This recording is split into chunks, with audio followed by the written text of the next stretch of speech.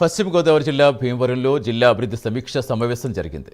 రాష్ట్ర విద్యుత్ శాఖ మంత్రి గొట్టిపాటి రవికుమార్ అధ్యక్షతన 9 అంశాలపై చర్చించారు. త్వరలో జరిగే పుష్కరాల మీద ఏ విధంగా వ్యవహరించాలి, వ్యవసాయ భూముల్లో గుర్రపు డెక్కను ఏ విధంగా తొలగించాలనే అంశంపై చర్చలు జరిగాయన్నారు. ఈ కార్యక్రమంలో కేంద్ర ఉక్కు భారీ పరిశ్రమల శాఖ సహాయ మంత్రి భూపతిరాజు శ్రీనివాస్ వర్మ, రాష్ట్ర జలవనరుల శాఖ మంత్రి నిమ్మల రామానాయుడు, రాజ్యసభ సభ్యులు వెంకట సత్యనారాయణ, రాష్ట్ర డిప్యూటీ స్పీకర్ రఘురామకృష్ణరాజు, పలువురు నేతలు, అధికారులు పాల్గొన్నారు.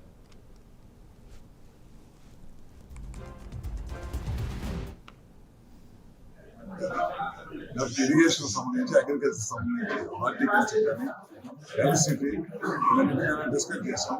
వీటన్నిటి కూడా నెక్స్ట్ వచ్చేటప్పటికి మళ్ళీ యాక్షన్ డేపన్ రిపోర్ట్ తీసుకొని చేయమన్నాం.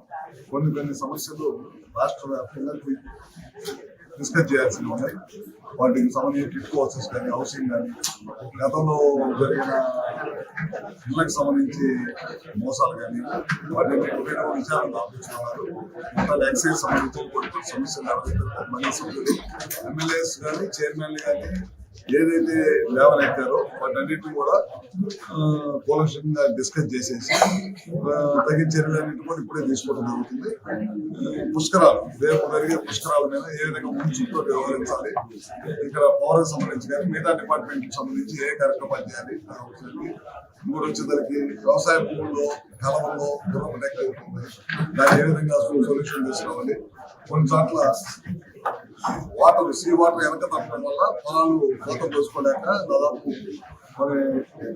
100 ఎకరాల్లో పొలం వ్యవసాయ భూముల్లో రైతులు నష్టపోతున్నారు. అదొకటి సమస్య మీద బడ్జెట్ డిస్కస్ చేసాం.